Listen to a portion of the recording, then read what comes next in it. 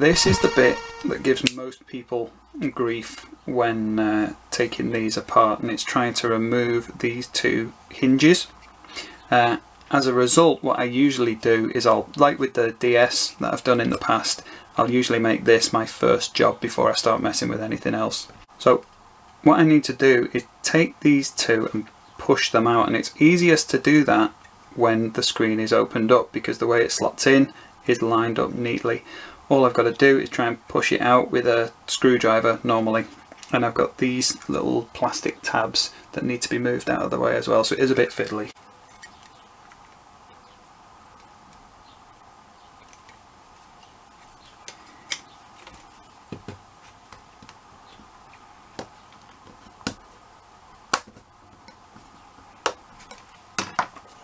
So first job is to try and get all those little tabs, the little plastic tabs, out of the way. Once they're all inside the hole, you'll see that the hinge starts to make its way out already, and I'll just be able to push that out with the end of a screwdriver hopefully, and that just pops out.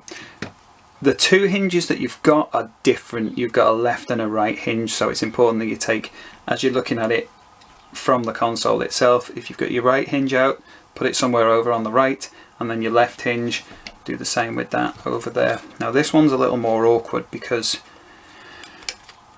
it's hard to get in here, but it is doable. First thing I'll do is with it closed, I'll remove the little plastic tabs out of the way.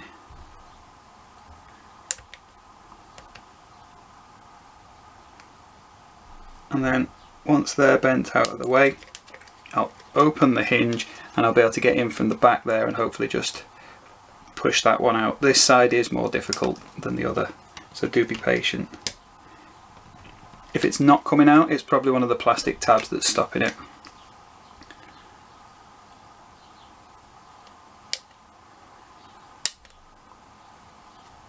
If you accidentally snap one of those plastic tabs, it's unlikely to matter. It's such a secure fit with these hinges anyway that you're unlikely to have any problems there.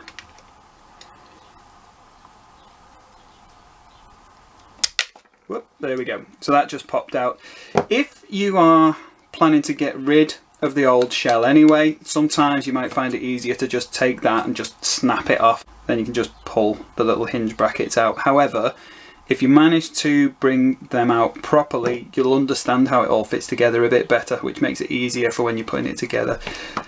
In here, there's like a particular shape, a particular profile, and there's like two little tabs. And on the hinge itself, there's like two little recesses, so you've just got to make sure everything's lined up. So when the hinge is at, well, when that's at any other angle, it doesn't work. But here, you've got two tabs at that point. Here, you've got two tabs at a different angle.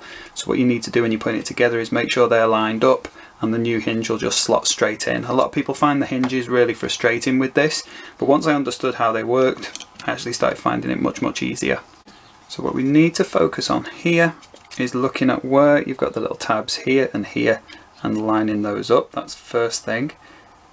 So I'll just put those in position, make sure I've got the screen at just the right angle.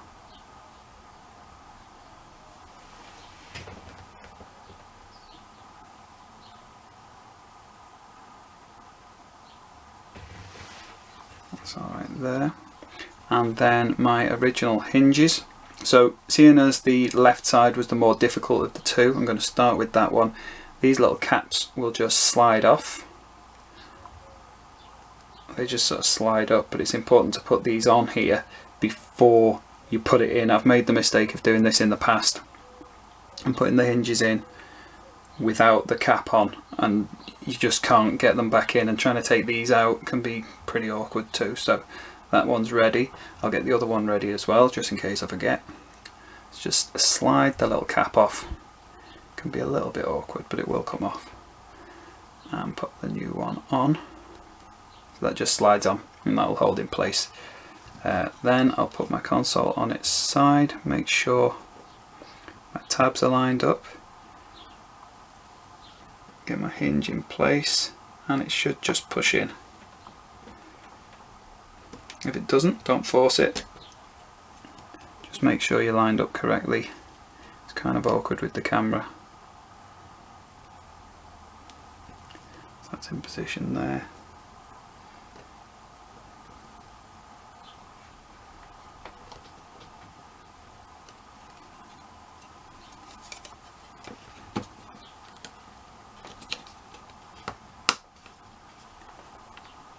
that just pushes in place. Going from the other side, easier to hold it at the right angle now. Get my little cap, make sure I'm lined up correctly, and just push that in place. And then where they stick out a little bit, just takes an extra little bit of pressure to move those in. Just check you're not damaging anything in terms of the plastic.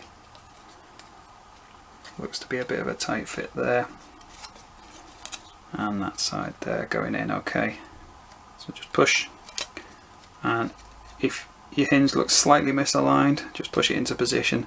It'll make it easier to get these in. If they don't go in, particularly with this one because it looks like it's painted on the top, I wouldn't force it with a screwdriver or anything because you don't want to scratch it, but that is sticking out slightly, so I'll get something that will help me to push that back in if I can. Let's see, something soft. So I've got a rubber, see if that helps to push in. There we go.